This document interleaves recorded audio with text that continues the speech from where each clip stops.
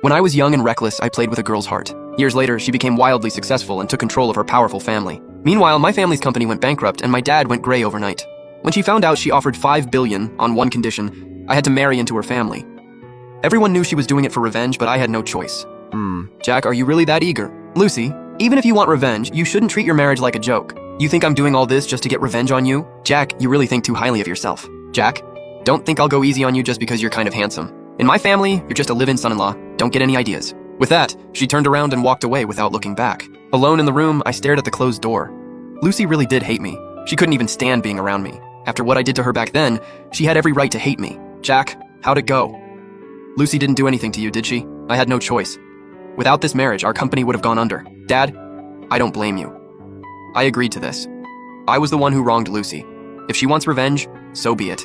As long as the company survives, I don't care what she does to me. Daddy, who are you talking to? Jack, whose kid is this? Why is she calling you Daddy? What's up? Just tell me. I got married today. You got married? To who? Lucy. Tom grabbed my arm and dragged me into the backyard. He lowered his voice, his eyes practically popping out of his head. Jack, are you insane? Lucy, the same Lucy you bullied every day as a kid. She's the CEO of Jinheng Holdings now. Jack, how could you be so stupid? With our flower shop skills, we could have made a comeback. Why give yourself to someone who only wants revenge? Tom, do you think $5 billion is pocket change? This isn't just about me. Thousands of employees depend on that company, and it's my dad's life's work. If the company collapses, what happens to all those long-time employees who've worked for my dad for over a decade? Tom fell silent and stared at me for a long time. Jack, you're putting your whole life on the line. I'm not. It's just a marriage. If you ever need anything, just say the word. I may not be good for much, but when it comes to my brother, I'll never let you down. True love arrives. Lucy, 14 years ago, all I knew was how to bully you. 14 years later, I finally learned one thing: how to love you. Took you long enough. It did, but I finally learned. And it'll last a lifetime. Daddy, you have to be good to mommy forever, okay? Okay. Mommy, you have to be good to daddy forever too, okay? Forever. Little brother, you have to be good to everyone forever too, okay? Ha ha ha. From an arranged marriage to true love, from sworn enemies to one family, she had every right to hate me. Just then, the door cracked open, and a little fuzzy head peeked inside. Heh, Daddy! Lucy already had a kid. I never expected my first marriage to make me an instant dad. Auntie didn't lie. She really found me a new daddy. My new daddy is so handsome. I love my new daddy. Hey kiddo, where's your real dad? Daddy's gone. Auntie said an uncle by marriage is still a father. Can I call you Daddy? Lucy is your aunt? Yeah, Auntie said she'd find me a daddy, so now I'll finally have one. I thought I was becoming Mia's stepdad. Being her uncle by marriage wasn't so bad. Lucy didn't come home the next day either, so I had no choice but to take Mia to the shop. Mia looked around curiously. Daddy, is this your house? No, it's a flower shop I run with a friend. Mia, sit here and don't run around. Uncle has work to do. Not Uncle, Daddy! All right. If you want to call me Daddy, go ahead. That evening, a black van pulled up outside the flower shop. Mr. Jack, Ms. Lucy sent me to take you and Miss Mia home. Okay, I picked Mia up and got in. The second the door closed, Mia snuggled into my arms and clutched the corner of my shirt. Daddy, where are we going? To your aunt's house. Is it Daddy's house too? I froze, unsure how to answer.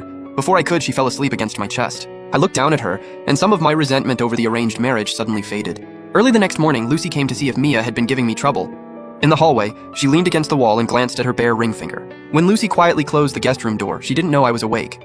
I stayed still because Mia was sleeping soundly in my arms. At that moment, a tiny thought crossed my mind. Maybe this woman wasn't who I thought she was. After coming home from preschool that evening, Mia dragged me around the villa. This is Auntie's bedroom. This is Auntie's office. This is my room, but I want to sleep with Daddy. Finally, she pulled me over to the office door. Daddy, you can work in here from now on, just like Auntie. I opened the door. The office was huge. I walked in and saw a photo of a young man holding a baby. He had a gentle smile and his features looked a lot like Lucy's. I stared at the photo for a few seconds. The butler came in with tea and saw me standing there. Mr. Jack, that's Ms. Lucy's older brother, Michael. He's Mia's biological father. Michael passed away in an accident 3 years ago. Mia was barely 1, so Lucy has raised her ever since. To take care of Mia, Ms. Lucy moved the company close to her preschool. No matter how busy she is, she always takes Mia to school herself. Sometimes she works until midnight, but she's still at the preschool on time the next morning. I've never seen her late. I fell silent. So that was why Mia called me Daddy the moment she saw me. She wasn't clingy, she was just desperate for someone to hold her, someone she could call Daddy. When Michael held Mia, it must have been just like this, with a little girl wrapping her arms around his neck and refusing to let go. A little girl barely over a year old lost her father and was left with an aunt in her 20s. Her aunt acted cold, but moved her entire company next to the preschool for her. Lucy wasn't cold. She gave all her warmth to Mia. That night, Daddy, tell me a story. What kind of story? A story about when you were little. There's nothing interesting about my childhood. That's what I said, but I told her anyway. When Daddy was little, there was a girl next door. I always picked on her, pinched her cheeks, and made her call me Big Brother. I paused there. Ha ha ha! Daddy, you're awesome! I sighed helplessly. After talking for over 2 hours, the little girl finally fell asleep. I looked down at her. She was only 3.5, yet she'd already lost one father. She didn't call me Daddy because I was her uncle by marriage. She did it because she desperately wanted a father, and I happened to show up, right when she needed one most. I heard soft footsteps outside, then they stopped. Lucy stood in the doorway and watched us for a long time. She walked in and whispered, "Mia hasn't slept this peacefully in a long time." This time, I didn't argue. I just asked, "Why didn't you tell me about Mia?" "I was afraid you'd reject her. I may be a jerk, but I'd never reject a child." Lucy stared at me, and something I couldn't understand flickered in her eyes. "Get some rest." She turned and reached the door, then paused. Without looking back, she spoke so softly as if afraid I'd hear her. "Thank you." Thank you?" Lucy just thanked me? That stubborn woman actually thanked me. I looked at Mia asleep in my arms, then toward where Lucy had disappeared. Maybe I'd been wrong about her. Lucy returned to her room and pressed a hand to her chest.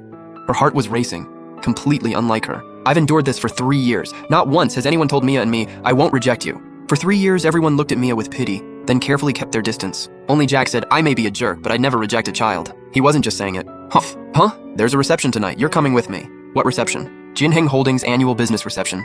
You're my husband. You have to be there. Only on paper, right? You're my husband on paper and in real life. During the third round of toasts, a man walked over. He was good looking, but there was something about his eyes that made me uncomfortable. "Lucy, you certainly have interesting taste." I was about to respond when Lucy suddenly tightened her grip, her voice sweeter than I'd ever heard it. "Mr. David, my husband is none of your business." I immediately caught on and wrapped an arm around her waist. "That's right. When it comes to my wife, I'm the one who calls the shots." He stared at us for a few seconds, then turned and left. Before leaving, he glanced back, not at me, but at Lucy. After the reception, Lucy let go of my hand in the car. "It was just an act, don't take it seriously." Her face turned cold again, as if the sweet-talking woman at the reception had been someone else. If we're putting on a show, we might as well make it convincing, Mrs. Lucy. When we got home, I checked on Mia, stood in her doorway for a moment, then went to the kitchen and searched the fridge. There were ribs and corn. I couldn't cook. The last time I made soup, I nearly blew up the pot. I had to be careful this time. After simmering it on low for over an hour, the soup finally looked halfway decent. Lucy was still working late. She probably hadn't eaten yet. "Why are you here?" "I played your husband today, so I figured I should see it through." Her eyes curved like crescents, like a flower suddenly blooming in the snow.